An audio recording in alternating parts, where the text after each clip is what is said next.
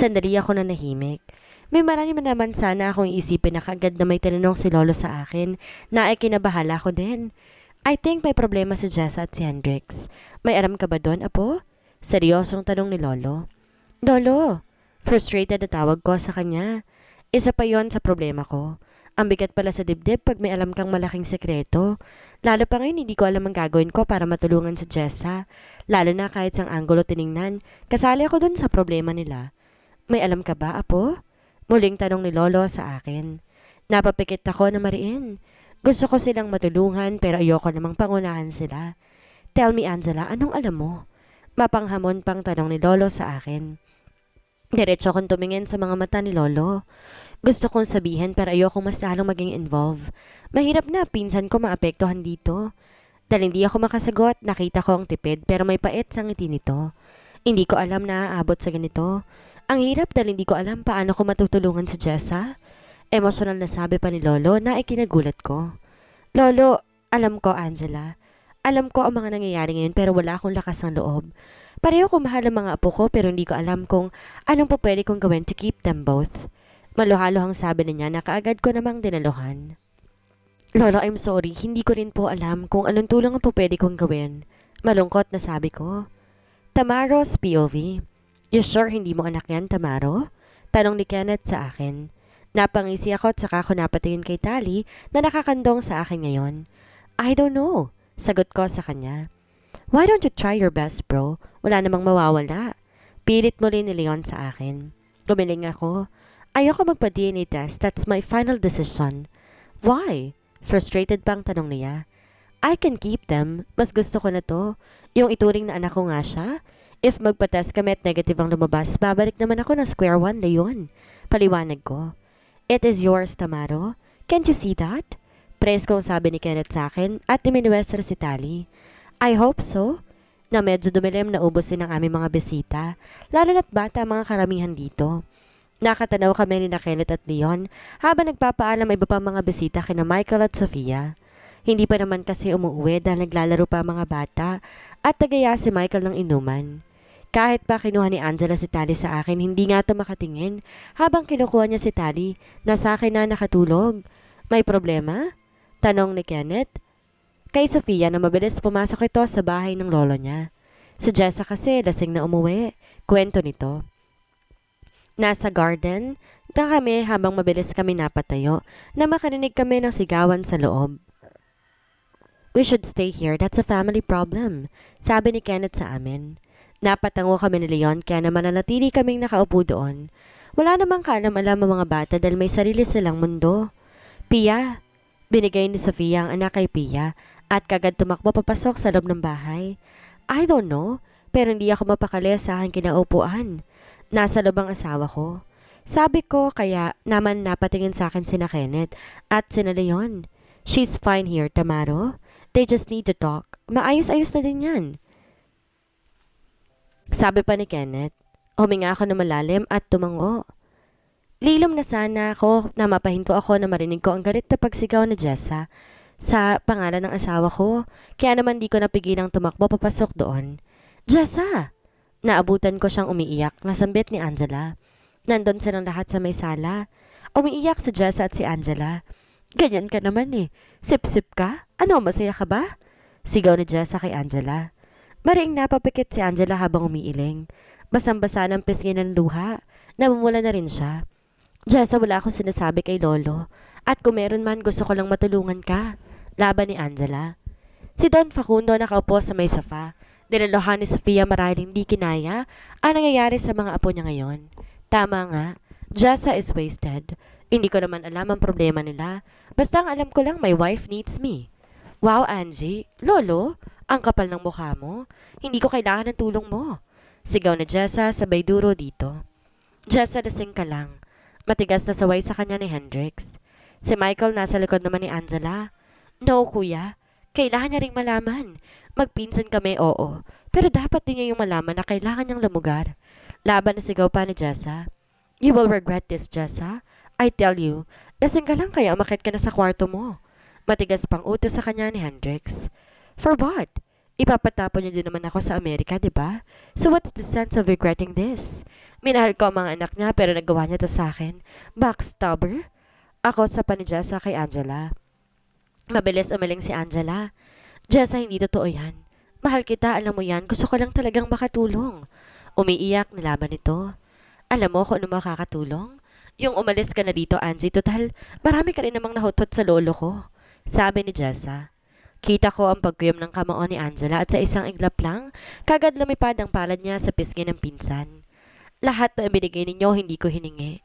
Pero salamat na rin. Tama ka nga siguro mas makakabuti. Umalis na lang kami ni Tali dito. Umiiyak pero matapang na sabi ni Angela at mabilis pamanhik paakyat. Para namang nagising si Jessa dahil sa sampal na iyon. Napahagulhol na lang siya at naupo sa sofa. Mabilis akong umakyat at sumunod kay Angela. Hindi alintana kung di ko naman to bahay. Kaagad kong nalaman kung nasan siya na marinig kong kanyang pag-iyak. Pumasok ako doon sa may kwarto at doon ko nakita. Natutulog na si Tali sa kama. Habang mabilis kinuha ni Angela ang isang maleta at nag-impake. Angela? Tawag ko sa kanya pero hindi niya ako pinansin. Mabilis ang bawat paggalaw niya habang hinahakot ang mga damit nila. Kailangan na naming umalis dito. Yun ang makakabuti para kay Jessa. Umiiyak na sumbong niya sa akin. Mas lalo ko siyang niyakap at inalo. Pero hindi ko alam kung saan kami pupunta ng anak ko. Pamamroblema niya. Sa bahay ko. Sa bahay natin, Angela. Angela's POV. Di pa rin matigil ang mga hikbi ko habang nasa loob na kami ng sasakyan ni Tamaro. Karga ko si Tali habang nakaupo ako sa may backseat kasama si Tristan. Mahimbing pa rin ang tulog ng aking anak na walang kamalay-malay sa mga nangyayari. Kanina pagkababa galing sa kwarto ay yung mga kaibigan na lamang nila at Tamaro ang may sala. Kaagad sumang-ayon si Michael na kay Tamaro muna kami tumuloy at siya na raw bahalang magsabi kay Lolo na dinala na sa kanyang kwarto para magpahinga. Mommy, stop crying na. Pag-aalo sa akin ni Tristan, nakatabi ko sa backseat. Tipid ko siyang nitian. Kita ko sa rearview mirror ang pagsilip sa amin ni Tamaro. Pinakalma ko ang aking sarili.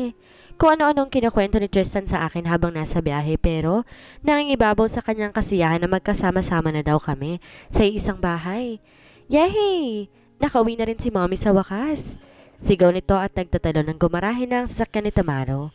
Agad siya dumiretso sa likod ng kanyang itim na Everest para kunin ang mga gamit namin ni Tali.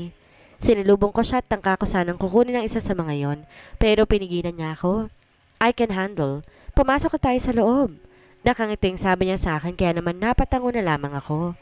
Mabilis ding hinawakan ni Tristan ang kanyang kamay para hilahin papasok sa kanilang bahay. Sa master bedroom na kayo magstay. Sabi niya na ikinagulat ko. Hindi na, Tamaro. Kahit sa guest room na lang. Pagtanggi ko.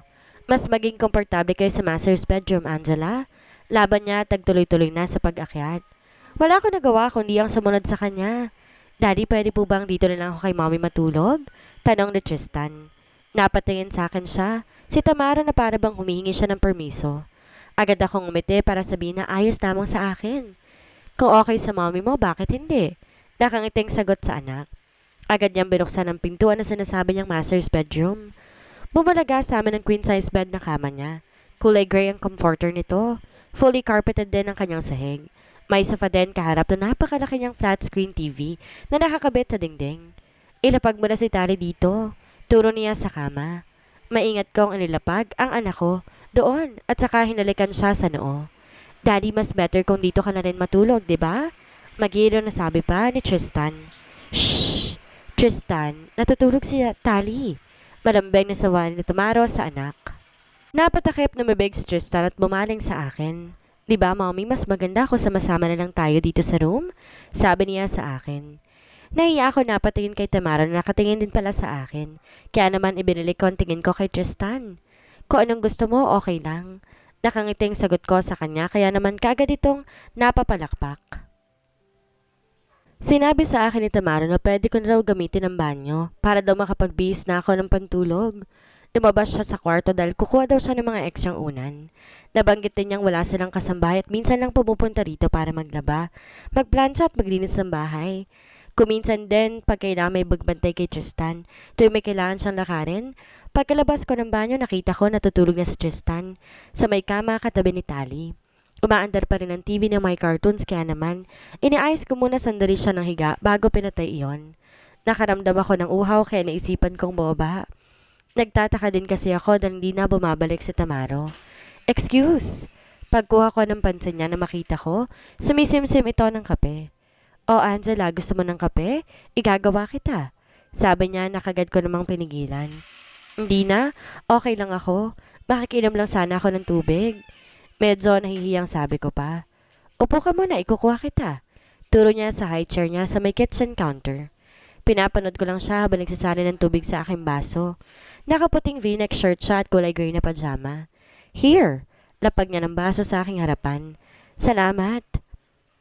Uminom ako ng konti pero nailang ako dahil nakatingin siya sa akin habang ginagawa ko yon. "Oh, I'm sorry." Natatawang paumanhin niya at saka agad nilipat ang tingin sa kape niya. Pasensya na kung kinapalan kong mukha kong tumuloy dito. Pagsisimula ko.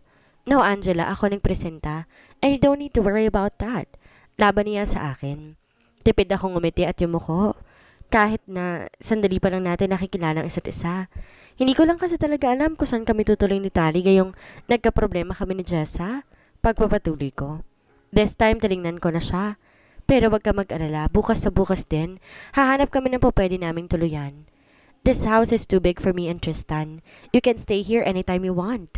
Paninigurado niya sa akin. Pero nakakaya naman yung Tamaro. Pagtanggi ko. "You and Tali are very much welcome here, so please, wag ka nang mag-isip umalis pa dito." Pakiusap niya. Pagkatapos nagpaalam na ako mauna na akong umakyat. Kagad kong inayos na Tristan at Tali. Pinagitnaan namin ni Tristan ang aking anak pero nabahala pa rin ako na baka mahulog si Tristan sa kabila. Tamaro, malikot ba si Tristan matulog?" Tanong ko habang naglalatag to sa ilalim ng kama.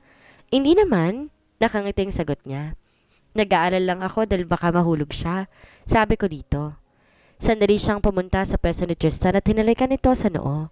"Ayos lang. Sanay na rin naman niyang mahulog minsan." Natatawang kwento niya na kinalaki ng mata ko. Dahil sa akin naging reaksyon, mas lalo siyang natawa. "Biro lang?" Dugtong niya.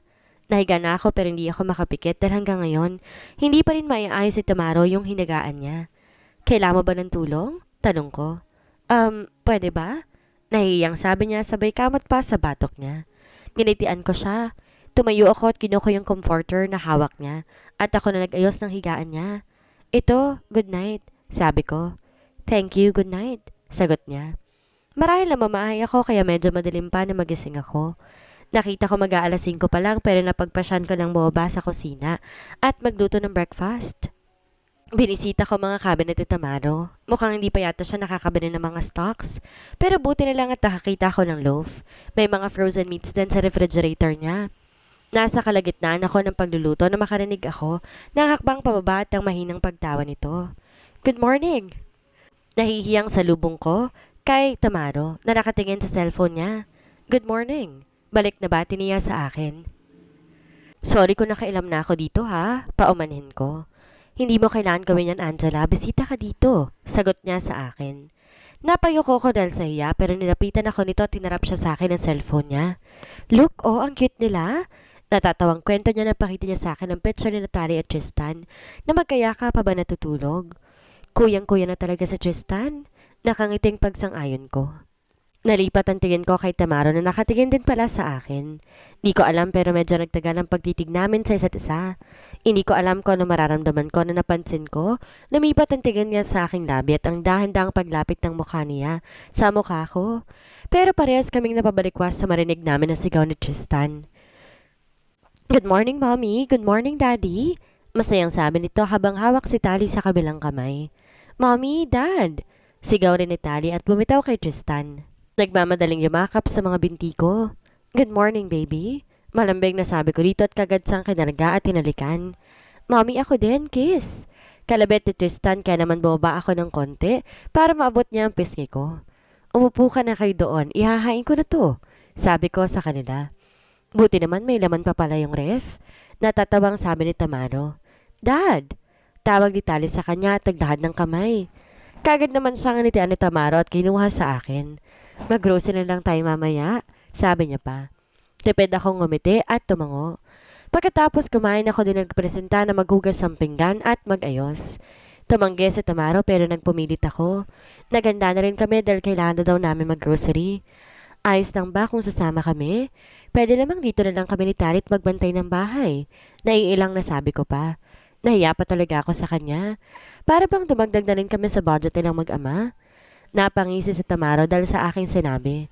Di naman magnanakaw tong buong bahay. Birong sabi niya. Napayuko ako. Inayos ko na lang ang buhok ng aking anak na yakap ang kanyang teddy bear. Nagulat ako nang maramdaman ng hawak ni Tamaro sa aking kamay. Let's go. Huwag ka mag-isip ng kung ano, Angela. You and Tali are part of the family. Pag-aano niya sa akin. Baby, tara na. Tawag niya sa anak ko na kagad namang humawak sa kamay niya. Magkatabi si Tristan at Tali sa may backseat. Pareho silang may suot na seatbelt. May sariling mundo ang mga to kaya't habang wala silang ginagawang dalawa, kundi tumawa. Anong gusto mo for dinner? Tanong ni Tamaro na ikinagulat ko. Ha? Ikaw nang bahala. Nahihiyang sagot ko. Magsasalita pa sana ulit siya nang biglang nagsalita si Tristan. I want to eat spaghetti and chocolate cake, Daddy. Sabi nito sa ama. Mommy, can you cook pasta? Bali na tanong niya sa akin. Nakangiti ko siyang tinanguan kaya naman mas lalong lumapad ang ngiti niya. Yay! Let's celebrate! Sigaw niya na kinatawa namin ni Tamaro. For what, baby? Hamong tanong ni Tamaro. Binigay na ni Papa God yung matagal na nating wish, Daddy. Buo na ulit ang family natin. Masayang kwento ni Tristan sa amin. Napatingin ako kay Tamaro pero kita ko ang pagbabago sa ekspresyon ng mukha niya. Hindi ko maintindihan yon. Hindi ko na inusisa pa dahil alam ko namang hindi ako po pwedeng manghimasok sa personal niyang buhay. Kung ano yung pinagkukuha ng mag-ama. Pati kami ni Taling niisip din nila kaya naman mas lalo tuloy akong nahiya.